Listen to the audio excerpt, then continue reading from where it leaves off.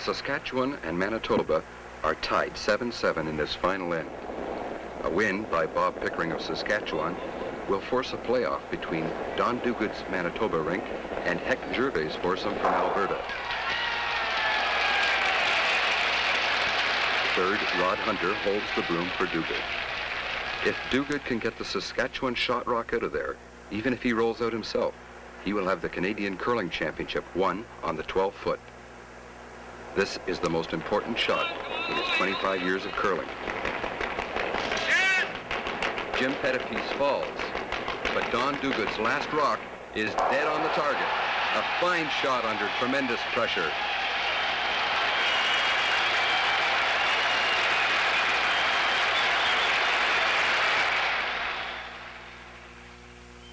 Boy, that sure brings back some exciting memories. Hi, I'm Don Duguid. You know, there are some people who think curling is an easy game. Well, I'm of the opinion that curling is a very difficult game. To become a more consistent curler, you must be prepared to practice diligently and, above all, practice the proper fundamentals. We are not going to make Briar champions out of you in the next 15 minutes, but we are going to show you the proper way to throw the curling rock with much more consistency and accuracy. One of the finest examples of a classic delivery is that of Rod Hunter. He exemplifies perfect timing, balance, motion, and concentration. You know, a good curling delivery is like a great golf swing or a great tennis serve. It's a consistent groove that the competitor works towards that's the real backbone of his game.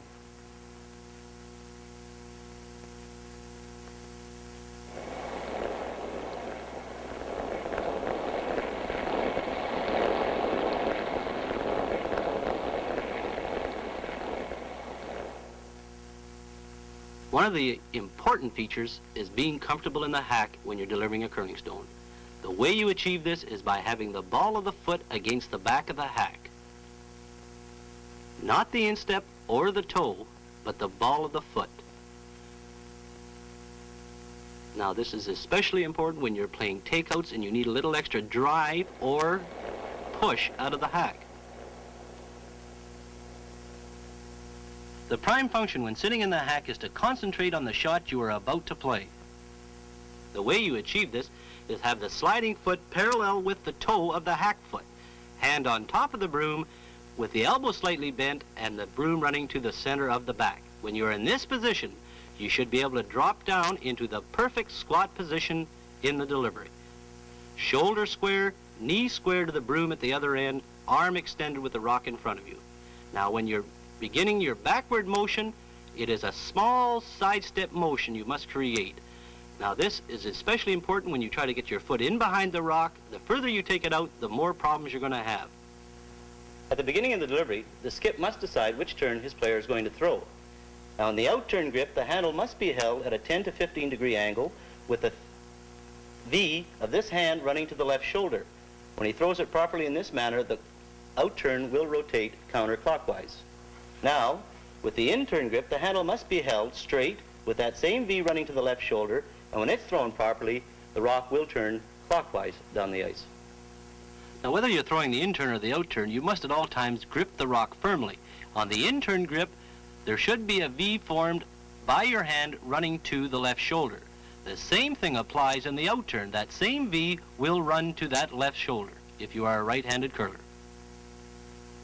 Now, the way you hold the rock in the hack is exactly the way you must take it back. For the in-turn, the handle must be held straight down the center line. You must take that rock exactly the same way back, forward, and just open the hand and the rock will turn. The same thing applies to the out-turn. Thumb at the side of the handle, grip it firmly. The way you address it is the way you take it back. You cannot turn it in the backswing. Come forward with it and just open your hand and it'll turn. Now, a properly thrown rock or released rock should turn 1.5 to 2.5 times down the ice. At no time should the turn be forced on the curling rock. It's just a matter of opening the hand and letting it go. Now, the broom, when you're in the squat position, should rest lightly on the ice, knees and shoulders square facing at the skip's broom.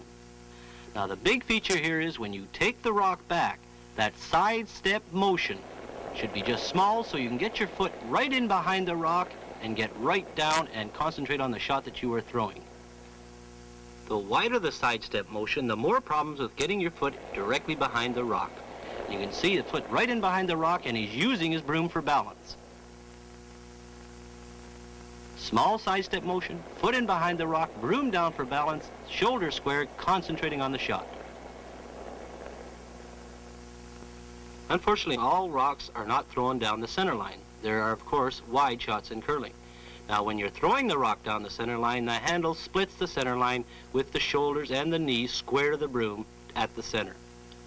Now, for the widest possible out-turn shot in curling, you must make that slight body adjustment, swing the rock at a different angle, still at the skip's broom, and the rock should just move slightly off that center line.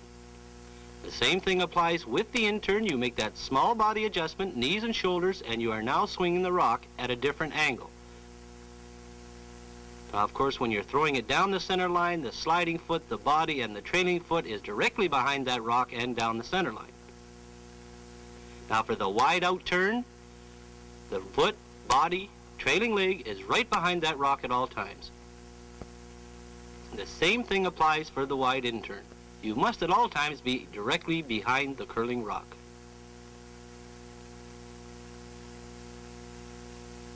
Now, in this illustration, the rock is being thrown down the center line, and you can see the foot, body, trailing leg directly down the center line. Now, for the wide out turn, you swing the rock at a different angle, your trajectory is different, and you slide about 16 inches off that center line. At no time should you slide any wider than that. The same thing applies for the in turn. You slide about 16 inches off that center line for the widest possible shot in curling. There are a lot of excellent lady curlers in the game today. One of them is Betty Hurd of Winnipeg. She has good balance, timing, and motion, and she gets directly in behind the rock. Betty's main problem here is that she pushes a little too hard and she has a tendency to drift, but she is directly in behind the rock. Size has no bearing on throwing the curling rock. This gentleman, while slightly overweight, has a tendency not to get his broom down for balance, and he uses his knee. Now, if he put his broom down, he wouldn't slide on his knee.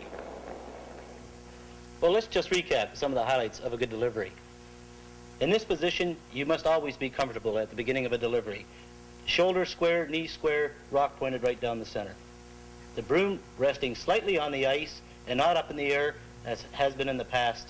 You must rest that broom slightly on the ice. Now, if he's beginning his forward motion, you should never take the rock out any further than this when you're beginning your motion backwards. There's the broom parallel with his sliding foot. And what swings the rock into position is both these feet. The hack foot and the sliding foot push the body up. And this rises the body and helps you swing the rock into position. See it from the side here. The ball of the foot is still against the back of the hack, and he's starting his backward motion, and that's lifting his body. All the weight is on this hack leg. The sliding foot and the broom counteract the 42 pounds of curling rock that you are throwing, and he's swinging it into position. That's where all the weight is, and he's lifting his rock about knee height, and it shouldn't be lifted any further than that. Now you'll see that he's starting to come down into the sliding position. You can see the foot is going in behind the rock, the broom is almost touching the ice, and the rock is on the ice. You'll see how square he is to the broom, and he's still concentrating on the shot he's playing. This is most important. Now he's down. You can see that he's really got a lot of pressure on it because he's fighting his balance. His foot is in behind the rock, and he must use this broom for balance. The sliding foot is slightly turned. This releases the knee and enables his body to come down low so he can get right in behind the rock. And here you see that he has his balance pretty well, and the broom is just touching the ice. So he has perfect balance in this position, and he's just about to let it go. Now there's a perfect release. It's just an opening of the hand. You should never force a turn on the rock. He's just opening his hand. His broom is in the air because he's absolutely got perfect balance, and there's his knee at the side.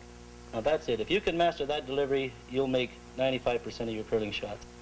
To become a good sweeper, it does help to have a little bit of muscle and coordination. It's a known fact that two good sweepers can take a rock 10 to 15 feet further than if the rock wasn't swept at all. Also, they sweep for accuracy for the intended shot. A good curler might draw to the button 4 out of 10 times without the aid of sweepers. But it's pretty well guaranteed that with two good sweepers, he would draw to the button 10 out of 10 times. The way you hold the broom dictates what side of the rock you sweep on.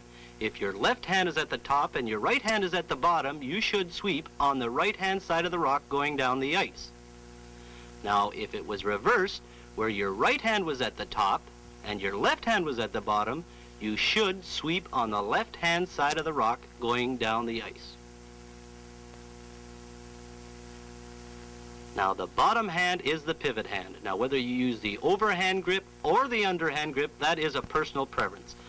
You should hold the broom 6 inches up from the corn. The bottom hand is the pivot or the action, and the top hand does the actual pumping. Extend that arm out in front of the rock, keep the elbow in close to the body, and that'll give you good action. Now, you've got to coordinate, of course, the broom action with the foot action, and that's kind of like rubbing your tummy and patting your head. You see here 2 good sweepers. One is real close to the rock, and the other one has to lean over a bit more. The closer to the rock, the better you are. Sweeping is the most physical part of the game, but there are rumors of some new developments. And I would love to have the concession for extension cords. Like any other sport, curling has its full set of rules and regulations.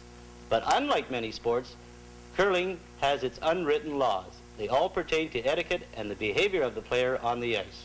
You're seeing this from a shooter's point of view. The skip is holding the broom at the other end, and those fellows that are sitting on the bench are blocking the view so he cannot see the shot that he is throwing.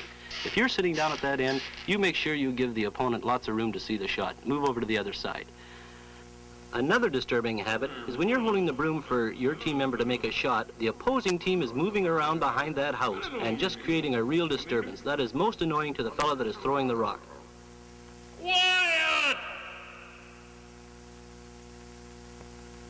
Now, when you're concentrating on the shot and you want to see how the ice runs, and all of a sudden the opposing team jumps out because they want to find out how the ice runs, and you can't see. You're looking through a maze of legs. This is a common fault. The fellow in the hack is concentrating on the shot that he's trying to play, and 2 fellows are walking towards him. Leads and seconds should stay between the hog lines and stand very still. While sweeping takes muscle and power, and the delivery takes timing, balance, and concentration, probably the most demanding and interesting aspect of the game of curling takes the form of strategy. Come on, I'll show you.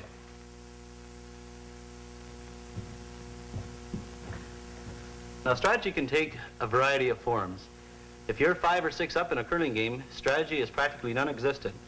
But if you're down 2 or 3 points, this is when you have to employ strategy to try and get back in the game.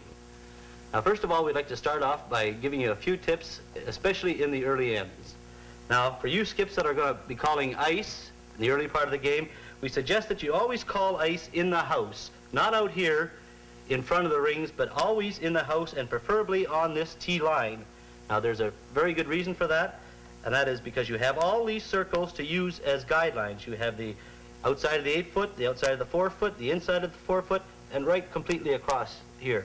Now, the reason for this is if you held the broom there and the rock ended up on the other side of the 4 foot, you know, and especially later on in the game when you have a tendency to forget how it reacts, is that it took 4 feet of ice and you put the broom there and it ended up on the other side of the 4 foot.